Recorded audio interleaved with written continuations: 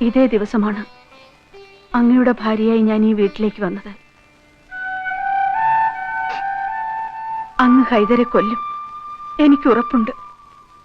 കാമാക്ഷിപുരത്തെ ജനങ്ങൾക്ക് അവരുടെ വീരനായ മന്നാടിയാരെ കുറിച്ച് പറയാൻ പുതിയൊരു സംഭവം കൂടി കിട്ടും. പക്ഷെ എനിക്ക് നഷ്ടപ്പെടുന്നത് അങ്ങ് തന്നെ ദാനം തന്ന ഈ ജീവിതമാണ്. നീ പൂവും പ്രസാദമായിട്ട് കാത്തു നിൽക്കുന്ന കണ്ടപ്പോ എനിക്ക് മംഗളം നേരാനാണെന്ന് ഞാൻ കരുതി. എനിക്ക് നഷ്ടപ്പെട്ട എന്റെ അനിയൻ മറ്റുള്ളവർക്കൊക്കെ വെറും വീരസിംഹൻ മാത്രമായിരിക്കാം. എനിക്കങ്ങനെയല്ല. അവൻ എന്റെ എല്ലാമായിരുന്നു. അവനെയാണ് ഹൈദർ നടുറോട്ടിലിട്ട് വെട്ടിമുറുക്കി കൊന്നത്. മറന്നും പുറത്തുമൊക്കെ ജീവിക്കാൻ ഞാൻ ബ്രാഹ്മണനോ ശൂദ്രനോ വൈശ്യനോ ഒന്നും അല്ല. മന്നാടിയാർ ക്ഷത്രിയനാണ്, ക്ഷത്രിയൻ.